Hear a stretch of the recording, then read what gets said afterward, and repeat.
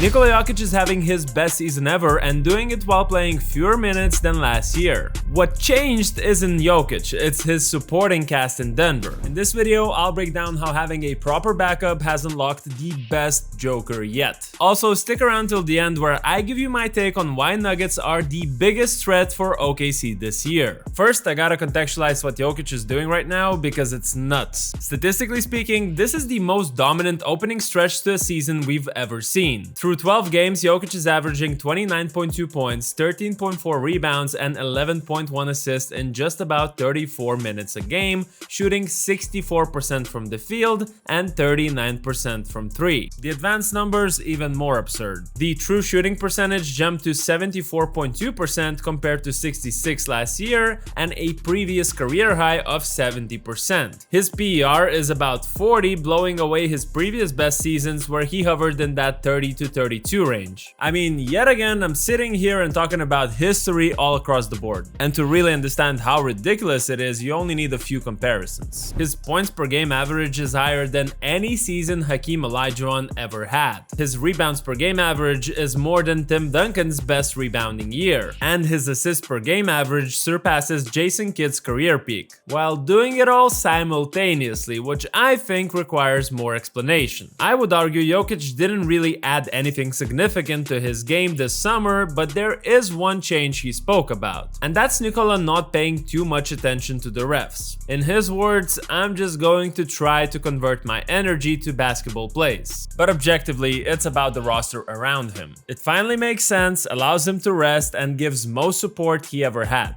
Denver fixed the one problem that has followed them for years. Minutes without Jokic were always a disaster. For example, last season the Nuggets were minus 9.8 per 100 possessions in the non-Jokic minutes. This year that collapse has gone, as the Jokic-less minutes are only minus 2.9 so far. And if you simply compare Jokic's minutes this and last season, he's only resting about 2.5 minutes longer this year. But the real change is in how he rests. There's no more forced long stretches, emergency shifts, and weird rotation patterns just to keep Denver afloat. Last year when Jokic sat, the opponents immediately went on a run. That's not the case anymore. And the credit starts with Jonas Valanciunas. At first glance, just a bit over 12 minutes a game, under 9 points, under 5 rebounds, and just a bit over 1 assist per game. It seems like a regular backup big production, but the impact goes way beyond the box score. For the first time in years, Denver's offense doesn't completely change when Jokic sits. Valanciunas can actually run functional post-ups at 1.08 points per possession, which is elite for a bench big. He gives Denver interior scoring, real physicality, and playmaking out of the high post that keeps their system intact. All of which changes Denver's rotations and preserves the limited levels of energy that Nikola Jokic has, keeping him fresher throughout the game. What really makes Valanciunas the best backup center Jokic has ever had is how perfectly he mirrors the things that matter in Denver's offense. He's not replicating Jokic because nobody on the planet really can, but he can replicate Denver's style in a way that DeAndre Jordan, Thomas Bryant, Zeke Naji, or Dario Saric simply couldn't. Valanciunas can run all the same actions when Jokic is out there, and it shows up immediately on film. For example, look at how comfortable he is operating out of the short roll. Denver runs their usual double drag for Murray, and Jonas catches it in that 12 to 15 foot pocket. Instead of forcing something inside, he goes right into that little fadeaway jumper. Not something you would see from all the other backups prior. Then you get another example similar to this. The Warriors tried to ice Murray, forcing him to the baseline and taking away the middle. With most backup bigs, that coverage completely kills the play. But Jonas just short pops into space, rises up, and knocks down the mid-range jumper like it's nothing. And on rare occasions, he can even stretch his range to the 3-point line. Like in this play where Jamal Murray attracts 2 defenders, passes back to JV, and he knocks it down. Again, I must emphasize the word rarely here, but it's a dimension that someone like DeAndre Jordan didn't give you. His post game is another massive upgrade. On this next clip, he gets a true low post touch and goes right into that physical, high IQ footwork he's made a whole career out of. A strong move inside, a soft touch, and easy points against physically weaker Holmgren. But then you see the same thing against Brook Lopez, who's one of the best post defenders of this era. Here, Jonas still creates a similar clean look. look. These are the kind of buckets that Denver just didn't have when Jokic rested in the years prior. Another underrated part of his game is the passing. Jonas is really comfortable in those high post dribble handoff actions Denver loves to run. He reads cutters, keeps the ball moving, and allows the defense to stay stylistically the same even without Jokic. It's not the same level, obviously, not even close, but it's close enough that the Nuggets don't completely fall apart. Finally, the offensive rebounding is just a pure bonus. You see him crash through 2 or 3 bodies and still come out with the board. And last year, DeAndre Jordan was giving you a similar amount of second chance points as he was grabbing over 1.5 rebounds on the offensive end too,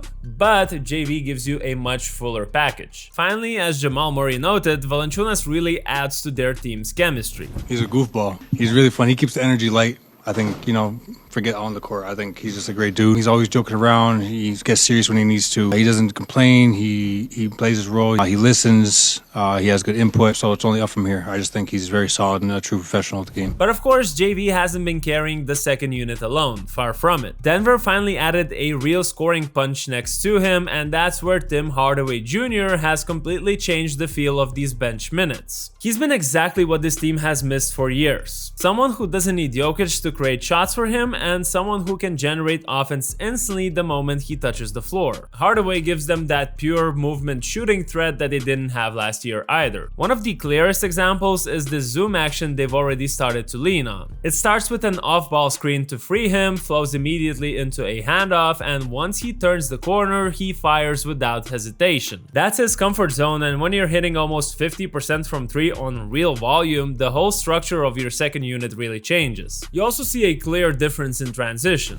Denver grabs a rebound, pushes the pace, and he sprints straight into an early offense 3. Last year, those trips down the floor usually ended with Westbrook driving downhill or a reset. Now they end with an actual 3-point threat running the lane, which shifts how teams defend Denver's early actions and opens up the court. Then there's another look that perfectly shows how well he fits into the Jokic ball even when Jokic isn't out there. Denver again starts with their classic double drag setup for Murray, but instead of finishing the action, it naturally flows into an off-screen opportunity for Hardaway. Jonas sets a strong screen, Hardaway pops into a pocket of space, and the shot is gone before the defense can even react. Last year's Denver Nuggets would be envious to have this type of clean, organized offense off the bench. When it comes to Denver's bench offense, it's clear that both JV and THJ are really vulnerable, but what helps is the players around them. You got Bruce Brown, who got signed to Denver this offseason and provides a two-way spark. Plus there's Peyton Watson, who's proving to be a really serviceable defender with his length and athletic ability. Overall, the Nuggets' bench unit is just way more diverse, and it's all thanks to trading Michael Porter Jr., which really freed up their cap space for this summer's acquisitions. I feel like we can already say that the shakeup in the front office has been a net positive for the Nuggets. Plus there are reserves in guys like Cam Johnson, who's still in that awkward early phase where you can see the fit on paper, but the results just haven't clicked yet. He's been dealing with some injuries, he hasn't fully found his rhythm yet, and the shooting numbers definitely don't look like the Cam Johnson we're used to seeing. So far he's at just over 8 points per game, shooting 39% from the field and just under 30 from 3, which is obviously way below his career norms, and it should improve with time. Of course, none of this would matter without the 3 core guys in Denver: Nikola Jokic, Jamal Murray, and Aaron Gordon. When those 3 share the floor, Denver just bulldozes teams. The numbers are insane. They're beating opponents by more than 20 points per 100 possessions, and what makes that so scary is how natural it looks. Murray finally looks fully healthy again, running the offense with total freedom even when Jokic sits, while AG has quietly turned into an elite complementary scorer. He's hitting threes at a rate that nobody could have predicted a couple of years ago and giving Denver a whole new dimension offensively. These 3 have been together for years, and you can honestly feel it in every possession. The timing, the trust, the little reads they make, all of it is second nature at this point. In a league where almost every team tries to solve problems through trading their stars, Denver doubled down on chemistry and patience, and now they're reaping the benefits. That's one of the factors why, in my eyes, Denver is that one team that can actually challenge OKC this year. Even last year's Nuggets, who were considerably weaker than now, gave Oklahoma the biggest challenge in the West, pushing them to Game 7. It's because Denver is a bad matchup for Oklahoma. OKC's help-heavy defense focuses on recovery using their length, long arms, and athleticism. However, this approach becomes way less effective against Denver due to the Joker's ability to read the defense so well. He sees every rotation before it happens, and when others know exactly when to cut or relocate, it's just deadly. So when you put it all together, Jokic's monster start, a real bench for the first time since the championship run, Cam Johnson's potential, and that Murray and Gordon are playing the best basketball of their 6 years together, it feels like this year might be it. But let me know what you guys think. Is this the best version of Nikola Jokic, and will he take Denver to another chip this year? Drop your thoughts in the comments below. Don't forget to like this video if you enjoyed it, and as always, subscribe for more NBA takes through an overseas lens.